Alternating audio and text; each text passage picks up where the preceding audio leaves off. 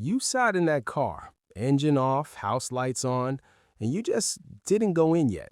Not because of a fight, not because something broke, just because you needed one more minute. 1 minute where nobody needed anything from you, where you didn't have to be anyone's answer. Maybe you do this more than you admit. And if someone knocked on your window and asked, "Hey, you okay?" You'd smile. You'd say, "Yeah." You'd grab your bag and walk inside. Because that's what you do. You're a Gen X man. You were built for this, raised on silence and self-reliance, taught that handling it was the feeling, that showing up was enough, that needing something back was asking too much. But here's what nobody ever said out loud. That minute in the car, that's not weakness. That's the only moment all day when you're finally honest with yourself. And it runs deeper than most people know. But where does this come from? Some people are born this way, others had to become this way, not by choice, by necessity.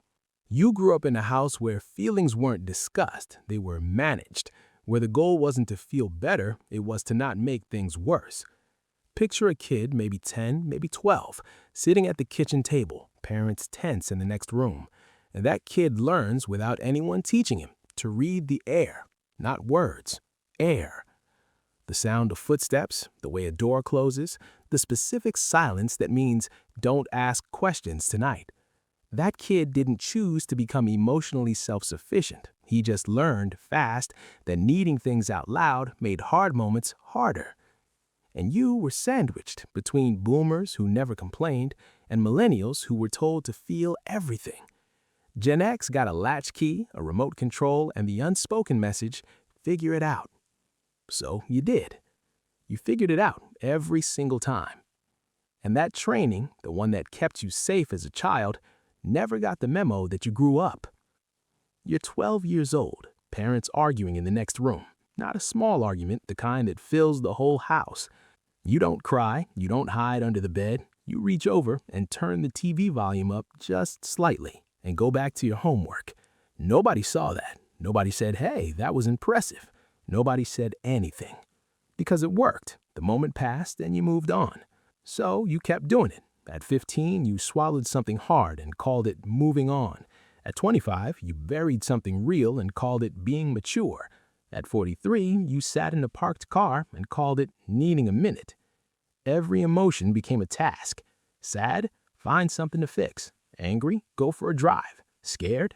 Don't show it. Just handle the next thing. But here's what nobody tells you. When you spend 30 years turning feelings into actions, you stop knowing what you actually feel. Not because you're numb, because you got so good at coping that coping became your personality.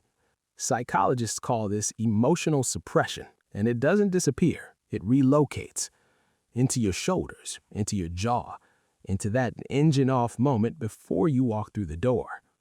And this is where it quietly gets worse. Here's a question nobody ever asked you. When someone says, "How are you?" what do you actually say? Not what you should say, what you actually say. Probably something like, busy, good, getting through it. Or better, you answer with what you did. Fixed the car, handled the project, got the kids sorted. Not how you feel, what you accomplished. And here's the thing, that's not avoidance, that's identity. Somewhere along the way, doing became the only language you had for worth. If you were useful, you belonged. If you needed something, you were a burden. Nobody's told you this directly. It was just the water you swam in. A world that clapped for your output and went quiet when you had an interior. Most people never see this part. The self-reliance isn't confidence, it's armor. Built so young, fitted so perfectly that you forgot it wasn't skin. Research shows that men who learned early to suppress their needs develop a deep discomfort with receiving care, even when they're desperate for it. You can be exhausted and still say, "I'm fine." You can be lonely and still say, "I just need space." You can be falling apart and still be the one everyone calls when something needs handling, because that's who you became, the one who handles it. The real reason goes even deeper. Stay with me here, because this next part changes how you see everything. Everyone around you thinks you prefer being alone. You seem self-contained, unbothered, like you've figured something out that other people haven't. But that's not peace. That's practiced distance. At some point, maybe your late 20s, maybe your 30s, you tried to open up, not dramatically, just a moment, a real one, to a friend, a partner, a brother. You said something true, something that actually cost you something to say. And the response was a subject change, a joke, an uncomfortable silence. So you filed that moment away quietly, efficiently. Don't do that again. And you didn't. Now, your heaviest thoughts live in one place, that parked car, engine off, street quiet. One more minute to feel everything before you go back inside and perform okay. Nothing is wrong with you. You were never broken. You were just never given a space strong enough to hold what you were actually carrying.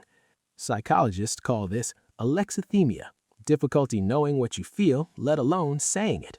It's not a character flaw. It's what happens when feeling out loud was never made safe. But wait, there's something else. Here's something nobody says out loud. You are the most depended on person in every room you walk into. People call you when the car makes a noise, when there's a decision nobody wants to make, when something heavy needs lifting, literally or otherwise. You're the one with the answer, the one who stays calm, the one who figures it out. But when did someone last call you and ask, "Hey, how are you doing?" Actually doing. Not what you handled, not what you fixed. You probably can't remember. And the strange part, if they did call, you wouldn't know how to answer because you've spent so long being the person with solutions that having a question feels like failure. Your friendships from your 20s didn't end in fights, they ended in drift. Everyone got busy, nobody reinitiated, and you told yourself, that's just how it goes. But here's what nobody tells you. You stopped reaching out too. Not because you didn't care, because somewhere deep down you believed that needing people was an inconvenience you had no right to place on anyone. Research shows men over 40 are among the loneliest people alive, despite looking the most stable from the outside. The silence isn't contentment. It's a habit that outlived its usefulness. You built walls to survive, but walls don't know when the danger is gone. And this changes everything. Notice something. Ask a Gen X man what he wants, not what the family needs, not what the mortgage requires, not what responsibility demands, just what he wants. And watch what happens. He pauses, longer than he should, because somewhere between the handling and the fixing and the showing up and the staying quiet, he lost track of himself. Not all at once, not dramatically, the way a photograph fades on a wall you stopped looking at. Slowly, without announcement. You had dreams once, music you were going to make, a place you were going to go, a version of yourself that was louder, freer, less managed. But life kept asking you to be useful first, and useful never stopped asking. So that other version of you, the one with wants, the one with desires that had nothing to do with anyone else, he kept getting postponed. Next year, when things settle, when the kids are older, when work slows down, psychologists call this deferred identity, the self that keeps getting pushed to a future that never quite arrives. But here's what's true. He's not gone. That version of you didn't disappear. He's sitting in the parked car, engine off, waiting. Not for permission from the world, waiting for permission from you. You came here maybe recognizing someone you love, maybe recognizing yourself. Either way, something landed. And here's what I want you to leave with. The silence was never strength. It was a strategy. A brilliant, exhausting, lonely strategy built by a boy who needed to survive his world. And it worked. He made it. You made it. But survival strategies have expiration dates. You don't have to keep carrying it the same way you always have. That man in the parked car, engine off, street quiet, one more minute to himself, he doesn't need fixing. He doesn't need a therapy script or a 10-step plan or someone telling him to open up more. He just needs someone to finally knock on the window and say, "Take your time. I'm not going anywhere." That shift from performing fine to actually being known, that's not weakness. That's not starting over. That's just finally coming home. If this felt familiar, the next video goes even deeper into the way you think, the way you carry things, and why it's never too late to want something again.